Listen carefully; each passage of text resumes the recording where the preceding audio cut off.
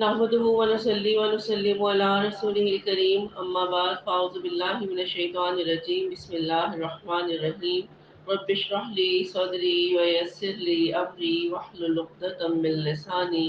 یفقهوا قولی۔ اللہ رب العزت کے پاک ناموں سے اپنی کلاس کا آغاز کرتے ہیں۔ سورہ مومنون ہے، پارہ نمبر 18، مکی صورت ہے، اس کے 6 رکوعات ہیں۔ پہلے رکوع کی تلاوت سنتے ہیں۔ الله الرحمن الرحيم قد أفلح المؤمنون الذين هم في صلاتهم خاشعون والذين هم عن اللغو معرضون والذين هم للزكاة فاعلون والذين هم لفروجهم حافظون إلا على أزواجهم أو ما ملكت أيمانهم فإنهم غير ملومين فمن ابتغى وراء ذلك فأولئك هم العادون والذين هم لأماناتهم وعهدهم راعون والذين هم على صلواتهم يحافظون أولئك هم الوارثون الذين يرثون الفردوس هم فيها خالدون ولقد خلقنا الإنسان من سلالة من طين ثم جعلناه نطفة في قرار مكين ثم خلقنا النطفة علقة فخلقنا العلقة مضغة فخلقنا المضغة عظاما فكسونا العظام لحما ثم أنشأناه خلقا آخر فتبارك الله أحسن الخالقين ثم إنكم بعد ذلك لميتون ثم إنكم يوم القيامة تبعثون ولقد خلقنا فوقكم 7 طرائق وما كنا عن الخلق غافلين وأنزلنا من السماء ماء بقدر فأسكناه في الأرض وإنا على ذهاب به لقادرون فأنشأنا لكم به جنات من نخيل وأعناب لكم فيها فواكه كثيرة ومنها تأكلون وشجرة تخرج من طور سيناء تنبت بالدهن وصبغ للآكلين وإن لكم في الأنعام لعبرة نسقيكم مما في بطونها ولكم فيها منافع كثيرة ومنها تأكلون وعليها وعلى الفلك تحملون اللہ کے نام سے جو بہت مہربان نہایت رحم والا ہے۔ قد افلح المؤمنون، یقیناً ایمان والوں نے فلاح حاصل کر دی۔ فلاح کہتے ہیں کامیاب ہونے کو، جو مشکلوں کو، صعوبتوں کو قطع کرتے ہوئے مطلوب تک پہنچ جائے یا کامیابی کی راہیں اس کے لیے کھل جائیں۔ اور شریعت کی نظر میں کامیاب وہ ہے جو دنیا میں رہ کر اپنے رب کو راضی کر لے اور اس کے بدلے میں آخرت میں اللہ کی رحمت و مغفرت کا مستحق قرار پائے۔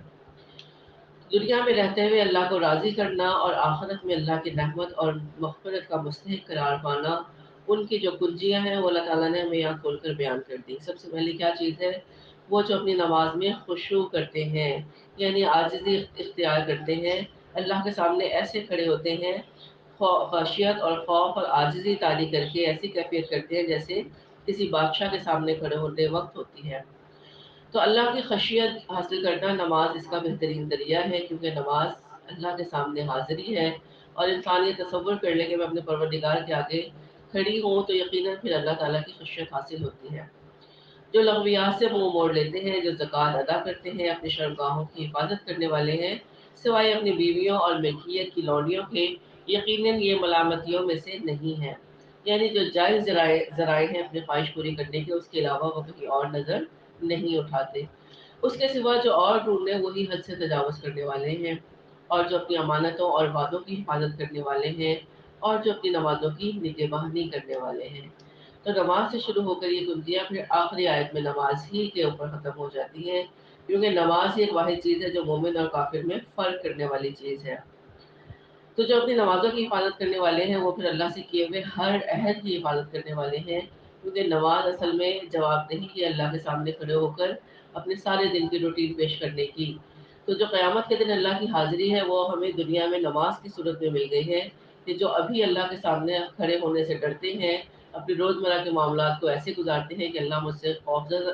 مجھ سے ناراض نہ ہو جائے، اس خوف کے ساتھ رہتے ہیں کہ ابھی میں نے نماز میں اللہ کے سامنے پیش ہونا ہے تو میں اس وقت تک کوئی ایسا کام نہ کروں جس سے اللہ ناراض ہو جائے۔ تو نماز دراصل اللہ کی حاضری کا خوف دلاتی ہے، اور یہی کامیابی کا بہترین ذریعہ ہے۔ تو اللہ تعالیٰ نے بتا دیا یہ کون لوگ ہیں کامیاب ہونے والے: نمازوں کی حفاظت کرنے والے، فضول باتوں سے دور رہنے والے، زکوٰۃ ادا کرنے والے، اپنی شرمگاہوں کی حفاظت کرنے والے، اور جو اللہ نے ان کے لیے جائز ذرائع پورے کیے ہیں ان کے ذریعے اپنی خواہش پوری کرنے والے، امانتوں کو پورا کرنے والے اور اپنے وعدے کی حفاظت کرنے والے، اور پھر اپنی نمازوں کی نگہبانی کرنے والے۔ یہی وہ لوگ ہیں جو وارث ہیں، جو فردوس کے وارث ہوں گے جہاں وہ ہمیشہ رہیں گے۔ یقیناً ہم نے انسان کو بچتی ہوئی مٹی سے پیدا کیا، پھر اس پر نطفہ بنا کر محفوظ جگہ میں قرار دے دیا، پھر نطفے کو ہم نے جمع ہوا خون بنا دیا، پھر اس خون کے لوتھڑے کو گوشت کا ٹکڑا کر دیا، پھر گوشت کے ٹکڑے میں ہڈیاں پیدا کر دی، پھر ہڈیوں کو ہم نے گوشت پہنا دیا۔ یعنی اللہ رب العزت نے بتدریج انسان کی تخلیق کی، پھر دوسری بناوٹ میں اس کو پیدا کر دیا۔ بہت ہی برکتوں والا ہے وہ اللہ جو سب سے بہترین پیدا کرنے والا ہے۔ اس کے بعد پھر تم سب یقیناً مر جانے والے ہو، پھر قیامت کے دن بلا شبہ تم سب اٹھائے جاؤ گے۔ ہم نے تمہارے اوپر 7 آسمان بنائے ہیں اور ہم مخلوقات سے غافل نہیں ہیں۔ یعنی آسمانوں کو پیدا کر کے ہم اپنی زمینی مخلوق سے غافل نہیں ہو گئے، بلکہ ہم نے آسمان کو ان کے اوپر گرنے سے حفاظت عطا فرمائی ہے تاکہ مخلوق ہلاک نہ ہو جائے۔ یا اس کا یہ مطلب ہے کہ ہم مخلوق کے مسالے اور ان کی ضروریات زندگی سے غافل نہیں ہو گئے، بلکہ ہم اس کا انتظام کر رہے ہیں۔ اور کچھ مفسرین نے یہ مفہوم بیان کیا ہے کہ زمین سے جو کچھ نکلتا ہے یا داخل ہوتا ہے، یا آسمان سے جو اترتا ہے اور چڑھتا ہے، اللہ تعالیٰ کے احکامات، لوگوں کے لیے رزق اور ان کے اعمال نامے جو اوپر چڑھتے ہیں، اللہ تعالیٰ ان سب سے غافل نہیں ہے، ہر چیز اس کے علم میں ہے۔ وَأَنزَلْنَا مِنَ السَّمَاءِ مَاءً بِقَدَرٍ، اور ہم ایک صحیح اندازے سے آسمان سے پانی برساتے ہیں، پھر اسے زمین میں ٹھہرا دیتے ہیں، اور ہم اس کے لے جانے پر بھی قادر ہیں۔ یعنی کہ ہم چاہیں تو زمین کو خشک کر دیں، پھر کون ہے جو تمہارے لیے پانی لے کر آ جائے، اور اسی پانی کے ذریعے سے ہم تمہارے لیے کھجوروں اور انگوروں کے باغات پیدا کر دیتے ہیں کہ تمہارے لیے ان میں بہت سے میوے ہوتے ہیں، انہی میں سے تم کھاتے بھی ہو۔ اور وہ درخت جو طور سینا پہاڑ سے نکلتا ہے، جو تیل نکالتا ہے اور کھانے والوں کے لیے سالن بھی ہے، تمہارے لیے چوپاؤں میں بڑی بھاری عبرت ہے، یعنی نصیحت ہے۔ ان کے پیٹوں میں سے ہم تمہیں دودھ پلاتے ہیں، اور بہت سے نفع تمہارے لیے ان میں ہے، ان میں سے بعض کو تم کھاتے بھی ہو، اور ان پر اور کشتیوں پر تم سوار کرائے جاتے ہو۔ وَلَقَدْ أَرْسَلْنَا نُوحًا إِلَىٰ قَوْمِهِ فَقَالَ يَا قَوْمِ اعْبُدُوا اللَّهَ مَا لَكُم مِّنْ إِلَٰهٍ غَيْرُهُ أَفَلَا تَتَّقُونَ فَقَالَ الْمَلَأُ الَّذِينَ كَفَرُوا مِن قَوْمِهِ مَا هَٰذَا إِلَّا بَشَرٌ مِّثْلُكُمْ يريد أن يتفضل عليكم ولو شاء الله لأنزل ملائكة ما سمعنا بهذا في آبائنا الأولين إن هو إلا رجل به جنة فتربصوا به حتى حين قال رب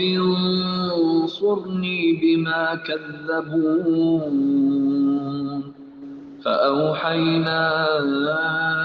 إليه أن اصنع الفلك بأعيننا ووحينا فإذا جاء أمرنا وفاردت النور فاسلك فيها من كل زوجين اثنين وأهلك إلا من سبق عليه القول منهم ولا تخاطبني في الذين ظلموا إنهم مغرقون فإذا استويت أنت ومن معك على الفلك فقل الحمد لله الذي نجانا من القوم الظالمين وقل رب أنزلني منزلا مباركا وأنت خير المنزلين إن في ذلك لآيات وإن كنا لمبتلين ثم أنشأنا من بعدهم قرنا آخرين فأرسلنا فيهم رسولا منهم أن اعبدوا الله ما لكم من إله غيره أفلا تتقون یقیناً ہم نے نوح کو اس کی قوم کی طرف رسول بنا کر بھیجا۔ اس نے کہا ہے میری قوم کے لوگوں، اللہ کی عبادت کرو، اس کے سوا تمہارا کوئی معبود نہیں، کیا تم اس سے نہیں ڈرتے؟ اس کی قوم کے کافی سرداروں نے صاف کہہ دیا کہ یہ تو تم جیسا ہی انسان ہے، یہ تم پر فضیلت اور بڑائی حاصل کرنا چاہتا ہے۔ اگر اللہ کو منظور ہوتا تو کسی فرشتے کو اتارتا، ہم نے تو اسے اپنے اگلے باپ دادوں کے زمانے میں سنا ہی نہیں۔ یعنی یہ نبی رسول جو دعوت دے رہے ہیں کہ ایک معبود کی عبادت کرو، مرنے کے بعد دوبارہ زندہ ہونا ہے، ہم نے یہ بات اپنے آباء و اجداد میں کبھی سنی ہی نہیں، یہ تو بالکل انوکھی بات کرتے ہیں۔ یقیناً اس شخص کو جنون ہے، پس تم میں سے ایک وقت مقرر تک اسے ڈھیل دے دو۔ نوح نے کہا ہے میرے رب، ان کے جھٹلانے پر تو میری مدد کر۔ تو ہم نے ان کی طرف وحی بھیجی کہ تو ہماری آنکھوں کے سامنے ہماری وحی کے مطابق ایک کشتی بنا، جب ہمارا حکم آ جائے اور تنور ابل پڑے تو ہر قسم کا ایک ایک جوڑا اس میں رکھ لے، یعنی ہر جاندار کا ایک جوڑا اس کشتی میں سوار کر لے، اور اپنے اہل کو بھی سوائے ان کے جن کی بابت پہلے بات گزر چکی ہے۔ خبردار، جن لوگوں نے ظلم کیا ہے ان کے بارے میں مجھ سے کچھ کلام نہ کرنا، وہ تو سب ڈبوئے جانے والے ہیں۔ تو جب تم اور تمہارے ساتھی کشتی پر باطمینان بیٹھ جاؤ تو کہنا کہ سب تعریف اللہ ہی کے لیے ہے، جس نے ہمیں ظالم لوگوں سے نجات عطا فرمائی، اور کہنا کہ اے میرے رب، مجھے بابرکت جگہ اتارنا، اور تو سب سے بہتر اتارنے والا ہے۔ تو نبی کریم صلی اللہ علیہ وآلہ وسلم بھی فرماتے ہیں کہ جب جو انسان سواری پر بیٹھے اس وقت یہ دعا پڑھ لے۔ نبی کریم صلی اللہ علیہ وآلہ وسلم کا بھی یہ معمول تھا کہ جب آپ سواری پر بیٹھا کرتے تو پڑھتے اللہ اکبر اللہ اکبر اللہ اکبر، سبحان الذی سخر لنا ھذا وما كنا له مقرنین وإنا إلی ربنا لمنقلبون۔ اور اس کے ساتھ ہی اگر آپ چاہیں تو یہ بھی دعا، ربی انزلنی منزلا مبارک وانت خیر المنزلین، یہ دونوں دعائیں جو ہیں یہ حدیث سے ثابت ہیں، مسنون دعائیں ہیں۔ یقیناً اس میں بڑی نشانیاں ہیں اور ہم بے شک آزمائش کرنے والے ہیں۔ ان کے بعد ہم نے اور بھی امت پیدا کی، پھر ان میں خود انہی میں سے رسول بھی بھیجا تاکہ تم سب اللہ کی عبادت کرو، اس کے سوا تمہارا کوئی معبود نہیں، تم کیوں نہیں ڈرتے؟ وقال الملأ من قومه الذين كفروا وكذبوا بلقاء الآخرة وأترفناهم في الحياة الدنيا ما هذا إلا بشر مثلكم يأكل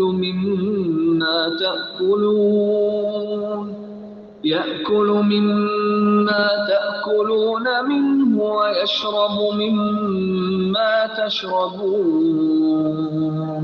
ولئن أطعتم بشرا مثلكم إنكم إذا لخاسرون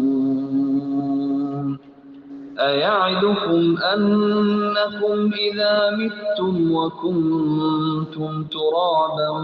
وعظاما أنكم مخرجون هيهات هيهات لما توعدون إن هي إلا حياتنا الدنيا نموت ونحيا وما نحن بمبعوثين إن هو إلا رجل افترى على الله كذبا وما نحن له بمؤمنين قال رب انصرني بما كذبون قال عما قليل ليصبحن نادمين فأخذتهم الصيحة بالحق فجعلناهم غثاء فبعدا للقوم الظالمين ثم أنشأنا من بعدهم قرونا آخرين ما تسبق من أمة أجلها وما يستأخرون ثم أرسلنا رسلنا تترى كلما جاء أمة رسولها كذبوه فأتبعنا بعضهم بعضا وجعلناهم أحاديث فبعدا لقوم لا يؤمنون ثم أرسلنا موسى وأخاه هارون بآياتنا وسلطان مبين إلى فرعون وملئه فاستكبروا وكانوا قوما عالين فقالوا أنؤمن لبشرين مثلنا وقومهما لنا عابدون فكذبوهما فكانوا من المهلكين ولقد آتينا موسى الكتاب لعلهم يهتدون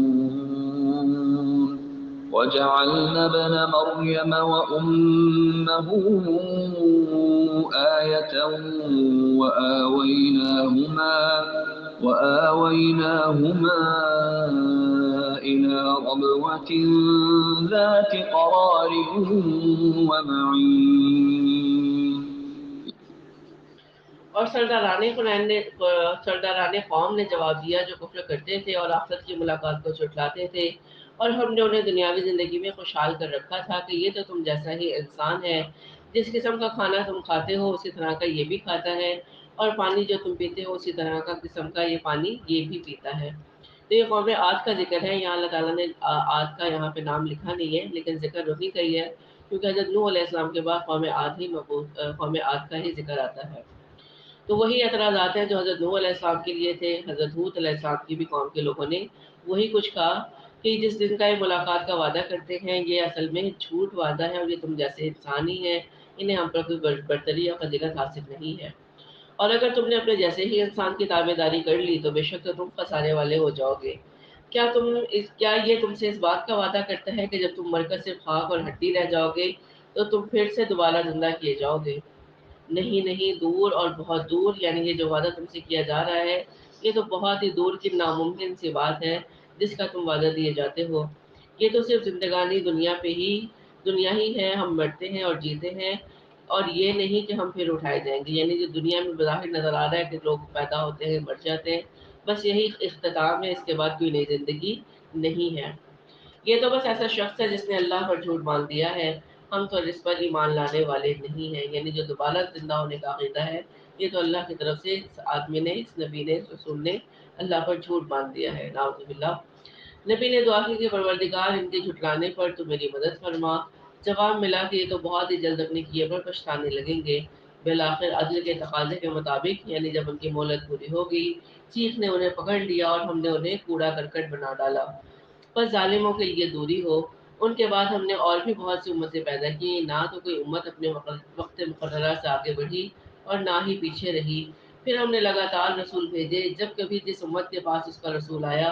اس امت نے اس کو جھٹلایا، بس ہم نے ایک کو دوسرے کے پیچھے لگا دیا اور انہیں افسانہ بنا دیا۔ یعنی ایک قوم ختم ہوئی دوسری آ گئی، ان کا بھی رویہ وہی رہا، اللہ نے ان کو بھی ختم کر دیا، پھر تیسری آ گئی۔ اس طرح سب کو اللہ تعالیٰ نے ایک دوسرے کے پیچھے لگا دیا اور انہیں افسانہ بنا دیا۔ بس ان لوگوں کے لیے دوری ہے جو ایمان قبول نہیں کرتے۔ پھر ہم نے موسیٰ کو اور اس کے بھائی ہارون کو اپنی آیتوں اور کھلی دلیل کے ساتھ بھیجا فرعون اور اس کے لشکروں کی طرف، بس انہوں نے تکبر کیا اور وہ تھے ہی سرکش لوگ۔ کہنے لگے کہ ہم اپنے جیسے دو لوگوں پر ایمان لے آئے، حالانکہ خود ان کی قوم بھی ہمارے ماتحت ہے، یعنی بنی اسرائیل ان کے ماتحت، ان کے غلام ہیں۔ بس انہوں نے ان دونوں کو جھٹلایا، آخر وہ بھی ہلاک شدہ لوگوں میں مل گئے۔ یقیناً ہم نے موسیٰ کو کتاب بھی دی کہ لوگ راہ راست پر آ جائیں، اور ہم نے ابن مریم اور اس کی والدہ کو ایک نشانی بنایا اور ان دونوں کو بلند صاف قرار والی اور جاری پانے والی جگہ میں پناہ دی۔ يا أيها الرسل كلوا من الطيبات واعملوا صالحا إني بما تعملون عليم وإن هذه أمتكم أمة واحدة وأنا ربكم فاتقون فتقطعوا أمرهم بينهم زبرا كل حزب بما لديهم فرحون فذرهم في غمرتهم حتى حين أيحسبون أن ما نمدهم به من مال وبنين نسارع لهم في الخيرات بل لا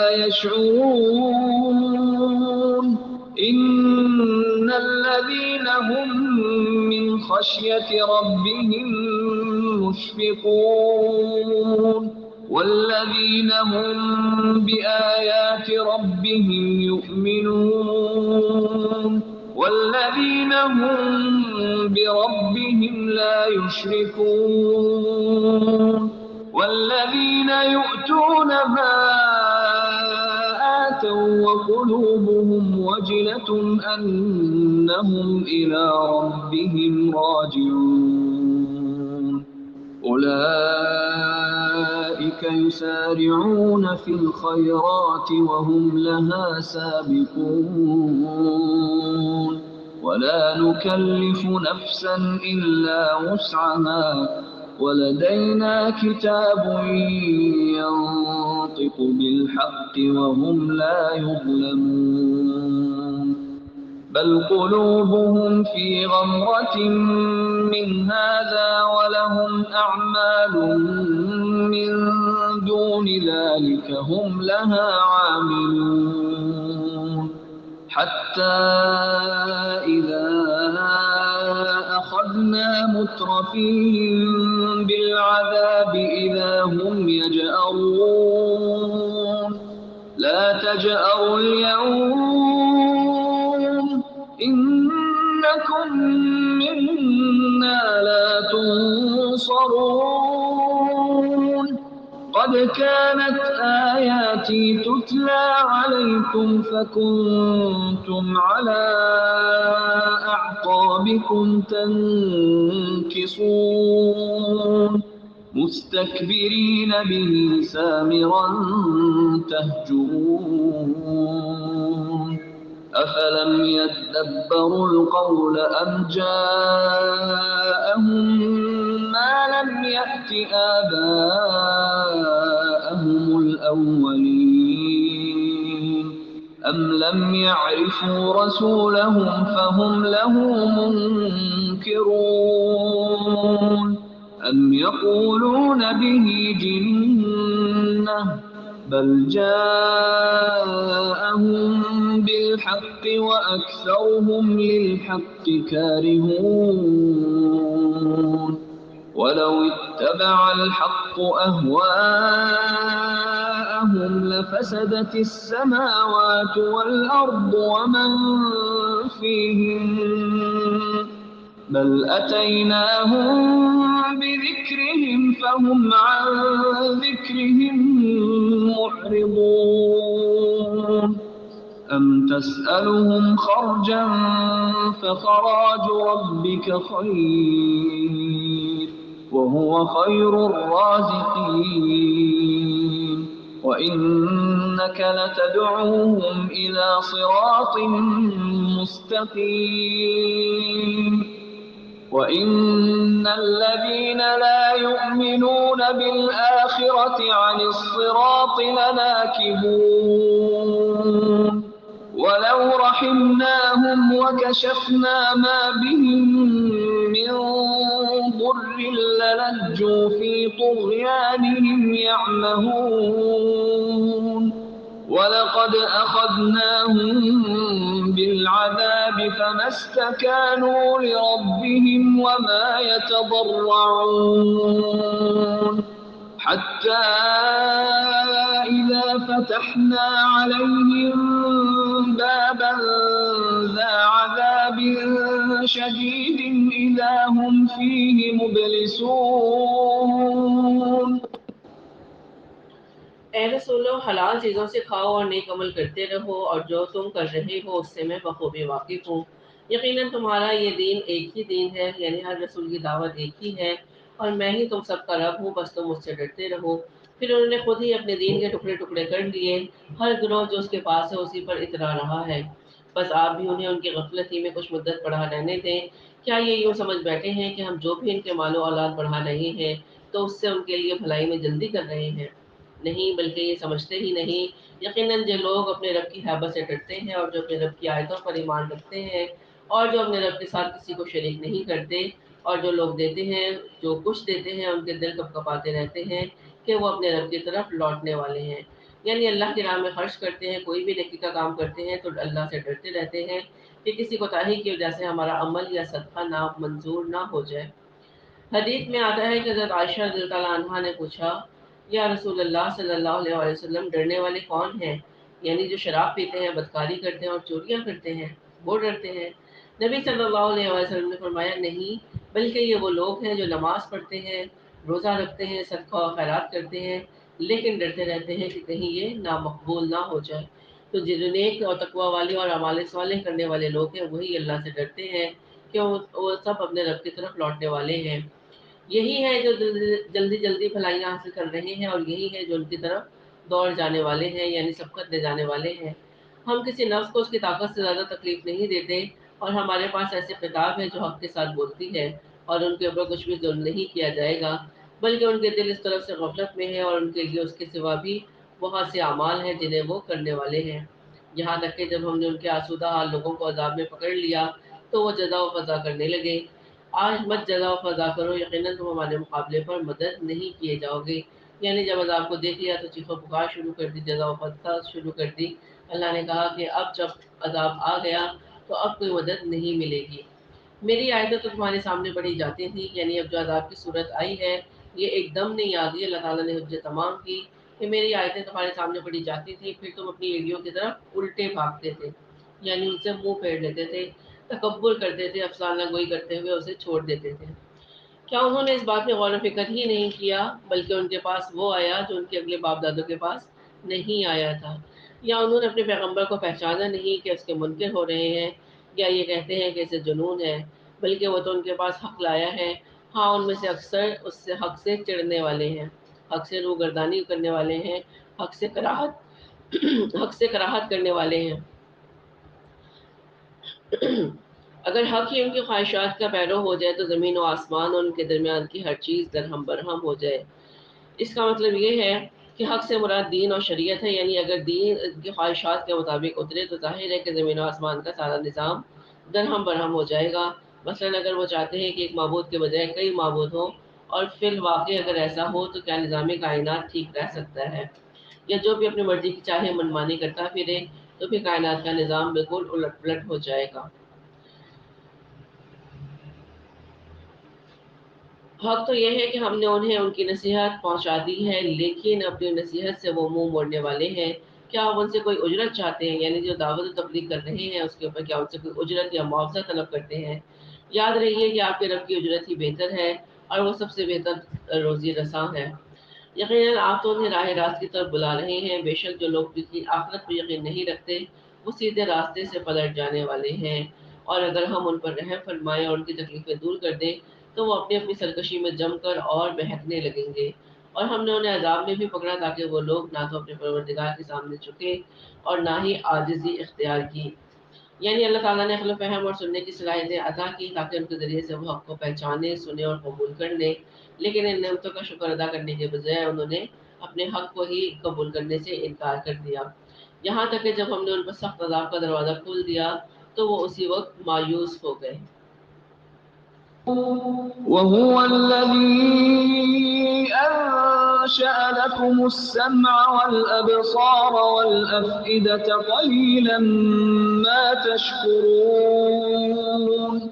وهو الذي ذرأكم في الأرض وإليه تحشرون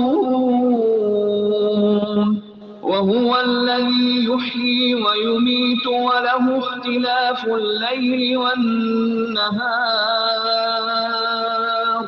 أفلا تعقلون بل قالوا مثل ما قال الأولون قالوا أئذا متنا وكنا ترابا وعظاما أئنا لمبعوثون لقد وعدنا نحن وآباؤنا هذا من قبل إن هذا إلا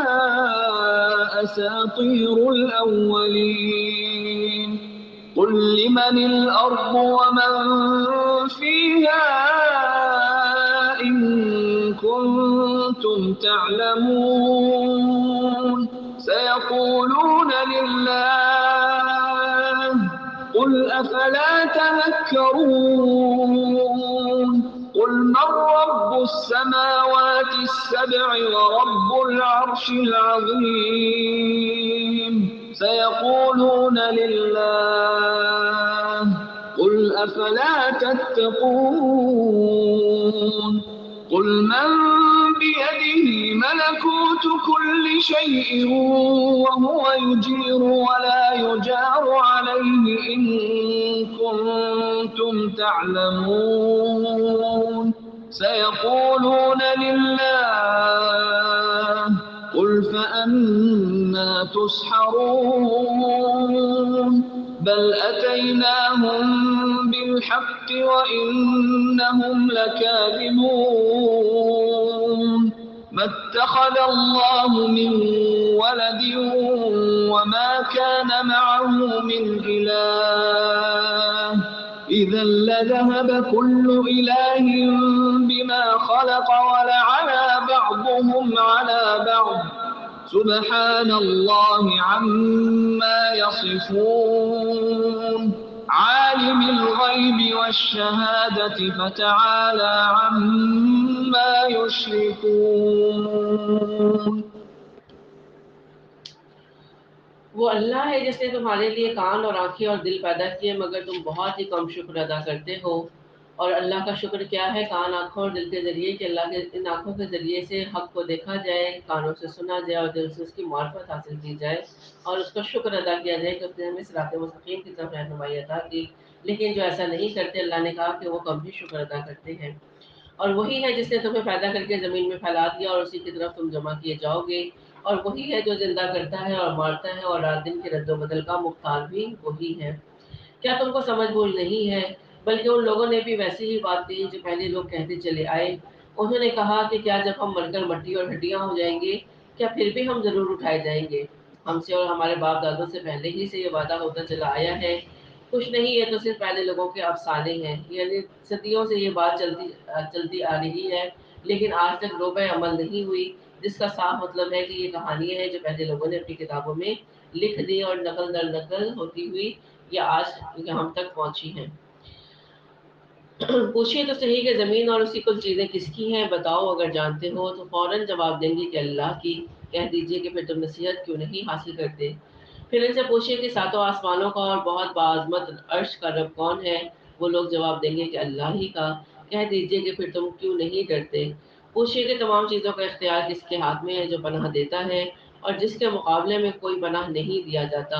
اگر تم جانتے ہو تو بتلا دو۔ وہ یہی جواب دیں گے کہ اللہ ہی ہے۔ کہہ دیجئے کہ پھر تم کدھر سے جادو کر دیے جاتے ہو؟ یعنی جب تم اس بات کا اقرار بھی کر رہے ہو تو پھر شرک کی طرف کیوں مڑ جاتے ہو؟ حق یہ ہے کہ ہم نے انہیں حق پہنچا دیا، اور بے شک یہ جھوٹے ہیں۔ نہ تو اللہ نے کسی کو بیٹا بنایا اور نہ ہی اس کے ساتھ کوئی اور معبود ہے، ورنہ ہر معبود اپنی مخلوقات کو لیے پھرتا اور ہر ایک دوسرے پر چڑھ دوڑتا۔ جو اصحاب یہ بتلاتے ہیں ان سے اللہ پاک ہے، وہ غائب اور حاضر کا جاننے والا ہے، اور جو شرک یہ کرتے ہیں وہ اس سے بالا تر ہے۔ قل رب إما تريني ما يوعدون رب فلا تجعلني في القوم الظالمين وإنا على أن نريك ما نعدهم لقادرون ادفع بالتي هي أحسن السيئة نحن أعلم بما يصفون وقل رب أعوذ بك من همزات الشياطين وأعوذ بك رب أن يحضرون حتى إذا جاء أحدهم الموت قال رب ارجعون لعلي أعمل صالحا فيما تركت كلا إنها كلمة هو قائلها ومن ورائهم برزخ إلى يوم يبعثون فإذا نفخ في الصور فلا أنساب بينهم يومئذ ولا يتساءلون فمن ثقلت موازينه فأولئك هم المفلحون ومن خفت موازينه فأولئك الذين خسروا أنفسهم في جهنم خالدون تلفح وجوههم النار وهم فيها كالحون ألم تكن آياتي تتلى عليكم فكنتم بها تكذبون قالوا ربنا غلبت علينا شقوتنا وكنا قوما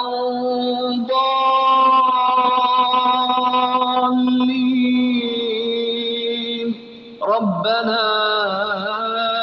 أخرجنا منها فإن عدنا فإنا ظالمون قال اخسأوا فيها ولا تكلمون إنه كان فريق من عبادي يقولون ربنا آمنا فاغفر لنا يقولون ربنا آمنا فاغفر لنا وارحمنا وأنت خير الراحمين فاتخذتموهم سخريا حتى أنسوكم ذكري وكنتم منهم تضحكون إني جزيتهم اليوم بما صبروا أنهم هم الفائزون قال كم لبثتم في الأرض عدد سنين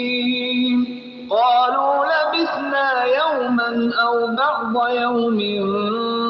فاسأل العادين قال إن لبثتم إلا قليلا لو أنكم كنتم تعلمون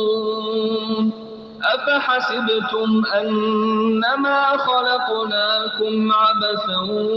وأنكم إلينا لا ترجعون فتعالى الله الملك الحق لا إله إلا هو رب العرش الكريم ومن يدع مع الله إلها آخر لا برهان له به فإنما حسابه عند ربه إنه لا يفلح الكافرون وقل رب اغفر وارحم وأنت خير الراحمين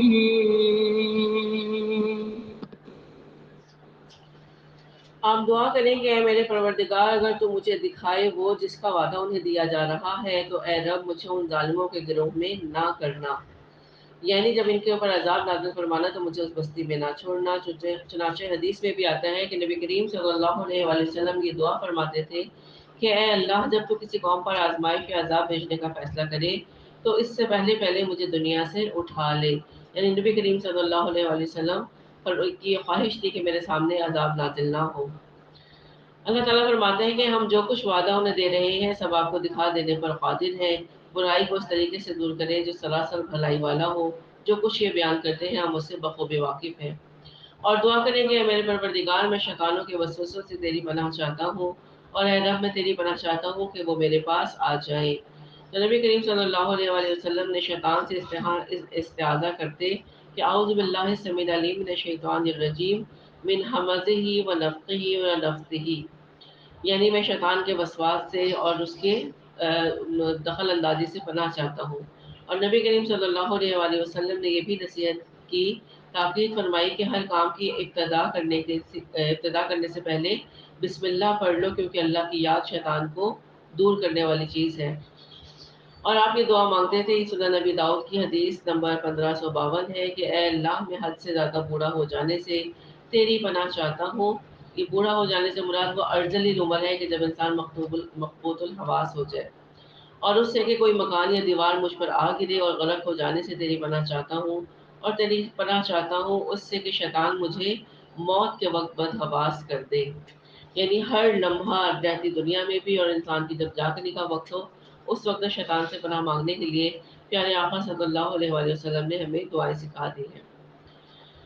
یہاں تک کہ جب ان میں سے کسی کو موت آنے لگتی ہے تو کہتا ہے کہ اے میرے پروردگار مجھے واپس لوٹا دے۔ یہ کفار و مشرکین کا قول ہے کہ وہ کیا کہتے ہیں کہ میں اپنی چھوڑی ہوئی دنیا میں جا کر نیک اعمال کر لوں، کیونکہ جب فرشتوں کو دیکھ لیا ان کے اوپر ہر چیز ظاہر ہو گئی تو وہ کیا کہتے ہیں کہ ہمیں واپس جانے کی مہلت دے دے۔ اللہ تعالیٰ فرماتے ہیں کہ ہرگز ایسا نہیں ہوتا، یہ تو صرف ایک قول ہے جس کا یہ قائل ہے، یعنی یہ صرف ایک دعویٰ کرے اسے جب دنیا میں دوبارہ بھیجا جائے گا تو یہ پھر وہی کام کرے گا۔ اس کے پس پشت تو ایک حجاب ہے اور ان کے دوبارہ جی اٹھنے کے دن تک، تو یہ برزخ کی زندگی کا ایک یہاں پہ ثبوت ہے کہ اللہ تعالیٰ نے کیا فرمایا کہ یہ حجاب ہے قیامت تک کے لیے دوبارہ جی اٹھنے تک کے لیے۔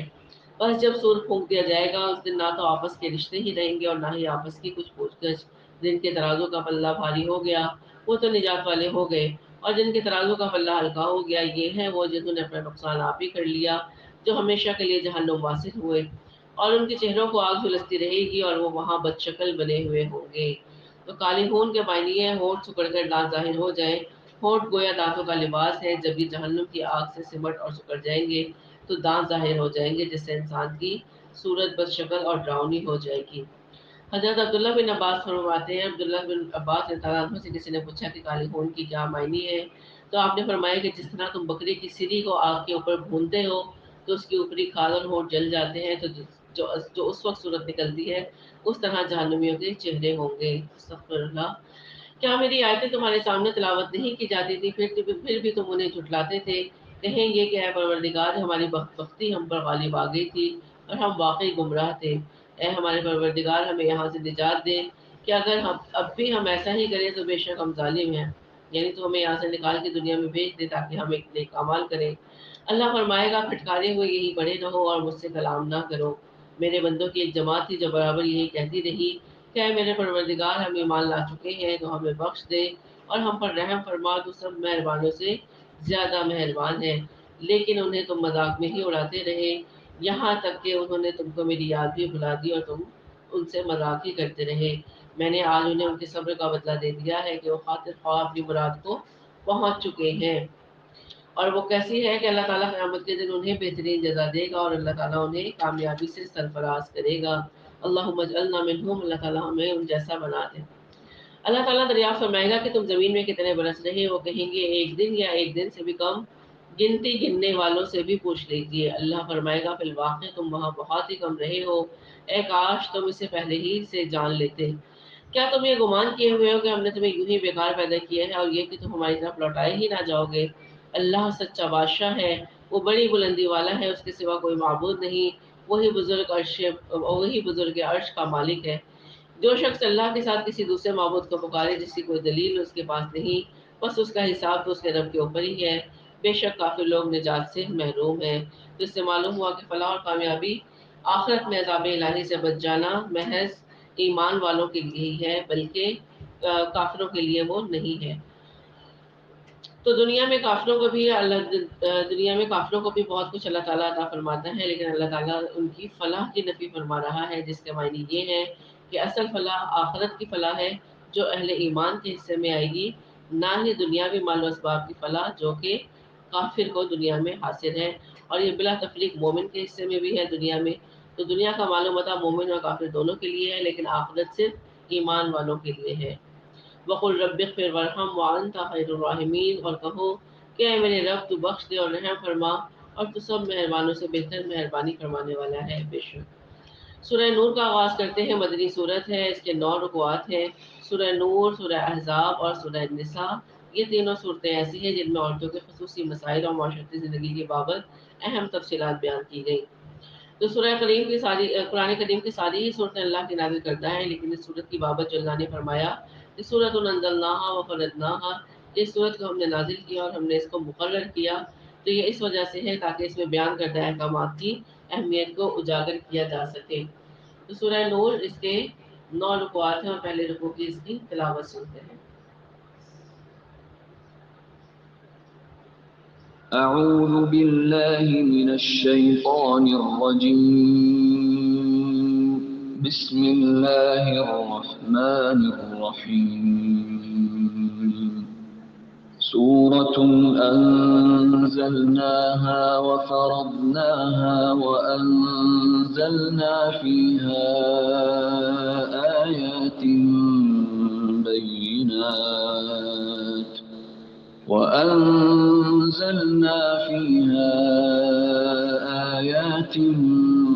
بينات لعلكم تذكرون الزانية والزاني فاجلدوا كل واحد منهما 100 جلدة ولا تأخذكم بهما رأفة في دين الله إن كنتم تؤمنون بالله واليوم الآخر وليشهد عذابهما طائفة من المؤمنين الزاني لا ينكح إلا زانية أو مشركة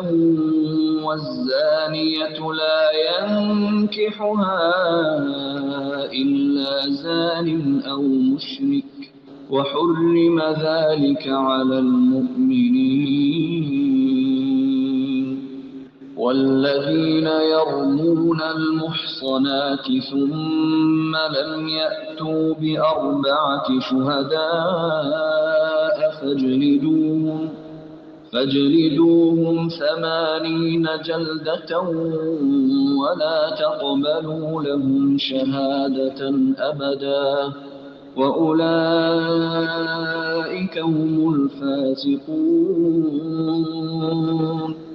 إلا الذين تابوا من بعد ذلك وأصلحوا فإن الله غفور رحيم والذين يرمون أزواجهم ولم يكن لهم شهداء إلا أنفسهم فشهادة أحدهم 4 شهادات بالله إنه لمن الصادقين والخامسة أن لعنة الله عليه إن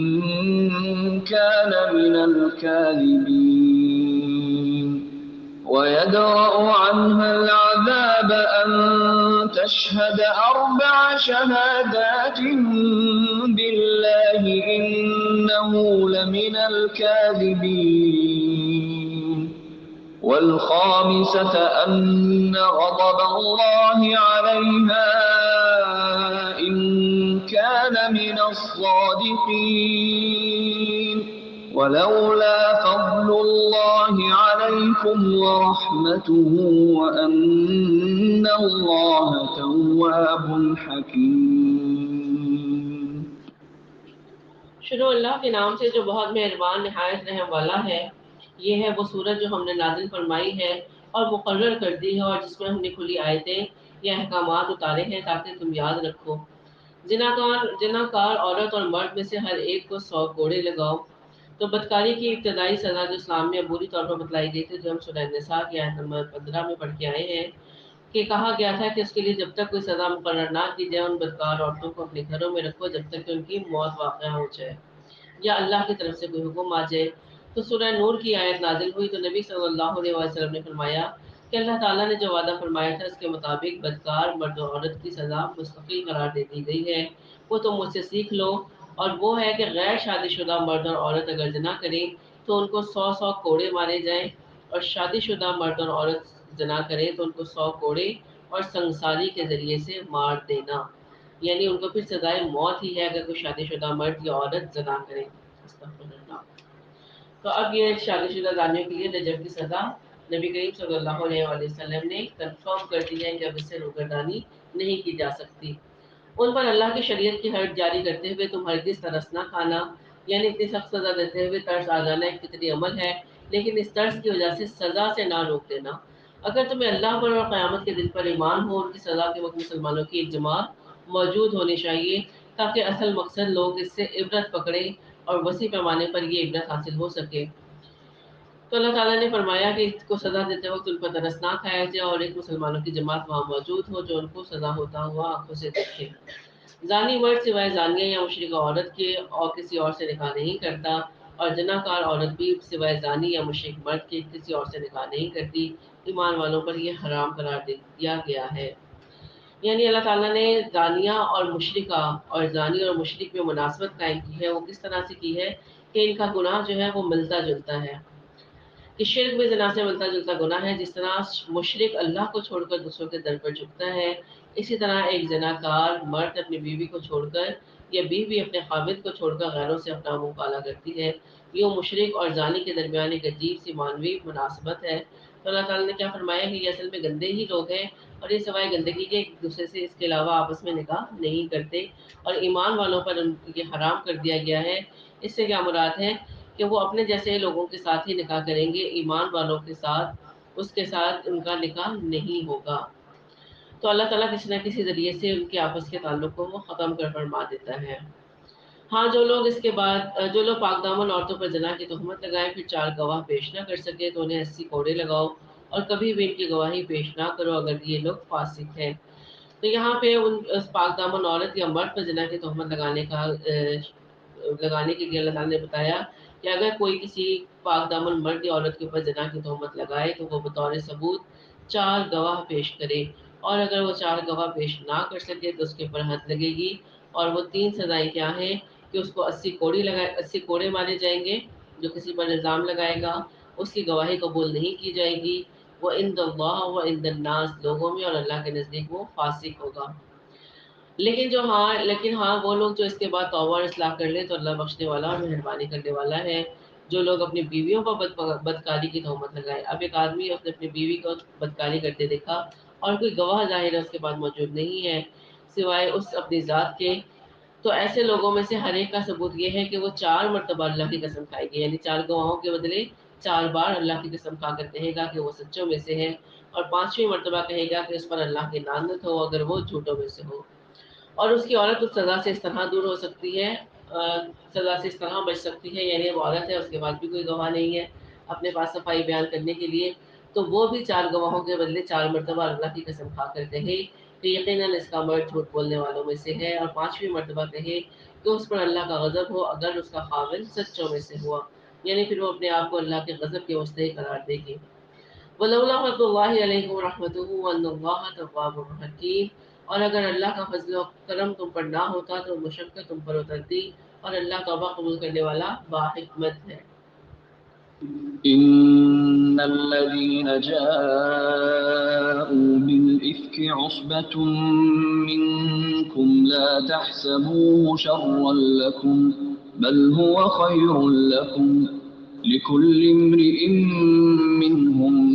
ما اكتسب من الإثم والذي تولى كبره منهم له عذاب عظيم لولا إذ سمعتموه ظن المؤمنون والمؤمنات بأنفسهم خيرا وقالوا هذا إفك مبين لولا جاءوا عليه بأربعة شهداء فإذ لم يأتوا بالشهداء فأولئك عند الله هم الكاذبون ولولا فضل الله عليكم ورحمته في الدنيا والآخرة لمسكم فيما أفضتم فيه عذاب عظيم إذ تلقونه بألسنتكم وتقولون بأفواهكم ما ليس لكم به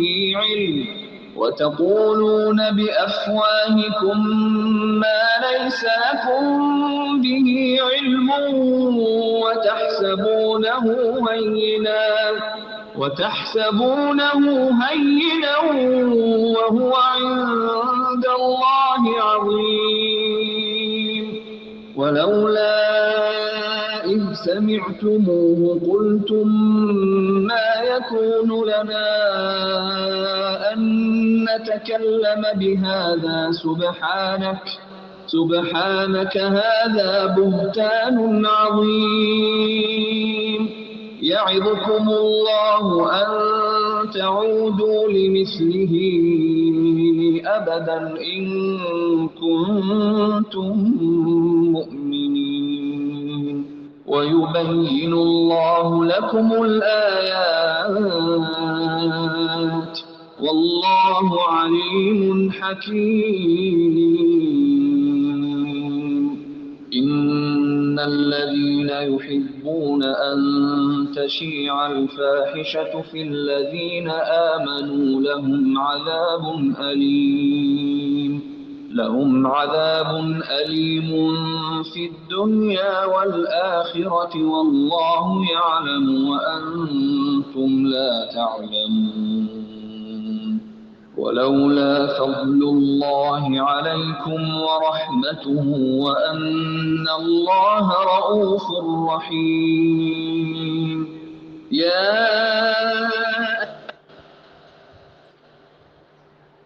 ان الذین جاؤوا بالافک عصبۃ منکم، جو لوگ یہ بہت بڑا بہتان مان لائے ہیں یہ بھی تم میں سے ہی ایک گروہ ہے۔ تو مراد وہ واقعہ افک ہے جس میں منافقین نے حضرت عائشہ رضی اللہ عنہ کے دامن افک و عزت کو داغدار کرنا چاہا تھا، لیکن اللہ تعالیٰ نے قرآن کریم میں حضرت عائشہ کی برات نازل فرما کر ان کی پاک دامنی اور عفت کو واضح کر دیا۔ اللہ تعالیٰ نے فرمایا کہ یہ بھی تم میں سے ایک گروہ ہے جو تم اسے اپنے لیے برا نہ سمجھو بلکہ یہ تو تمہارے حق میں بہتر ہے۔ ہاں، ان میں سے ہر ایک شخص کو اتنا ہی گناہ ہے جتنا اس نے کمایا، ان میں سے جس نے اس کے بڑے حصے کو سر انجام دیا ہے اس کے لیے عذاب بھی بہت بڑا ہے۔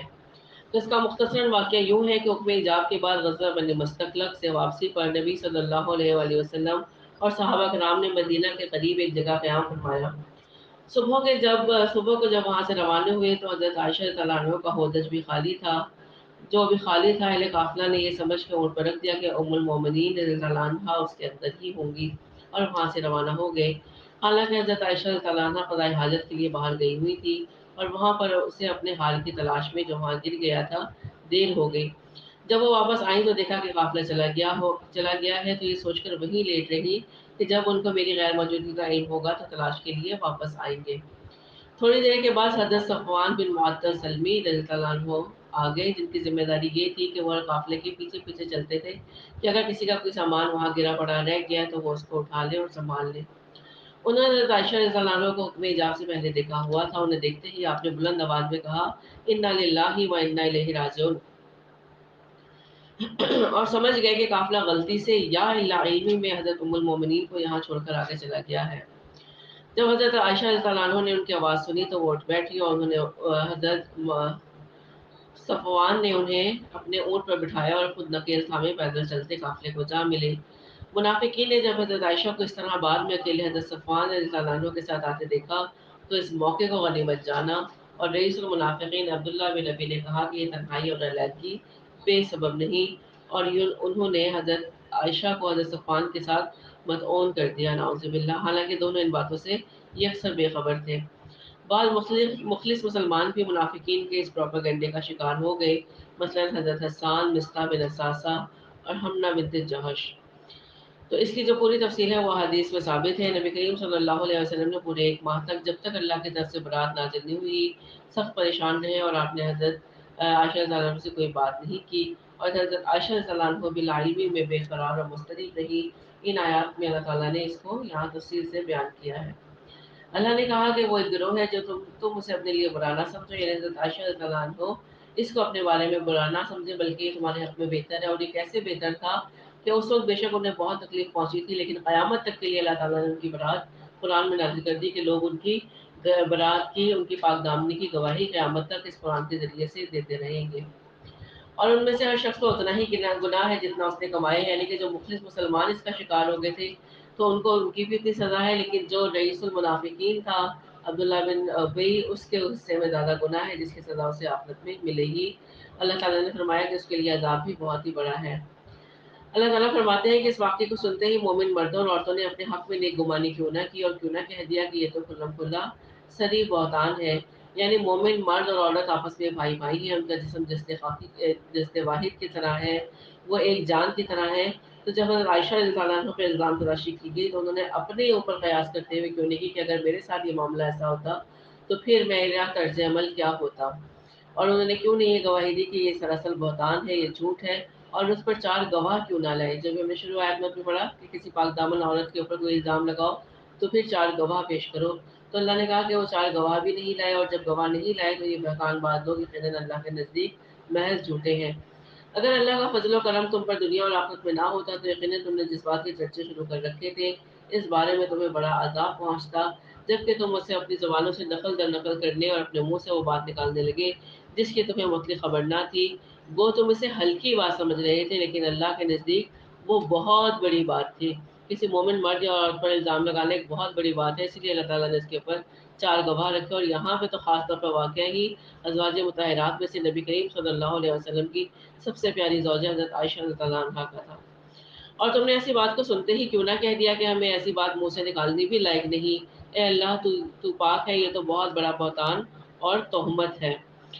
اور یہی وجہ ہے کہ ان آیت کے نزول کے بعد حضرت حسان، مصطح اور حمنہ بن جوہش کو حد قذف لگائی گئی، انہیں دنیا میں ہی پاک کر دیا گیا کیونکہ وہ مخلص مسلمان تھے، لیکن ان کے پروپیگنڈے کا وہ شکار ہو گئے تھے۔ اللہ تمہیں نصیحت کرتا ہے کہ پھر کبھی بھی ایسا کام نہ کرنا اگر تم سچے مومن ہو۔ اللہ تمہارے سامنے اپنی آیتیں بیان فرما رہا ہے، اللہ علم اور حکمت والا ہے۔ جو لوگ مسلمانوں میں بے حیائی پھیلانے کے آرزو مند رہتے ہیں ان کے لیے دنیا اور آخرت میں دردناک عذاب ہے۔ اللہ سب کچھ جانتا ہے اور تم کچھ بھی نہیں جانتے۔ اور اگر اللہ کا فضل تم پر نہ ہوتا، اس کی رحمت نہ ہوتی، اور یہ کہ اللہ بڑی شفقت رکھنے والا اور مہربان ہے، تو یقیناً تم پر بہت بڑا عذاب نازل ہوتا۔ وآخر دعوانا الحمد للہ رب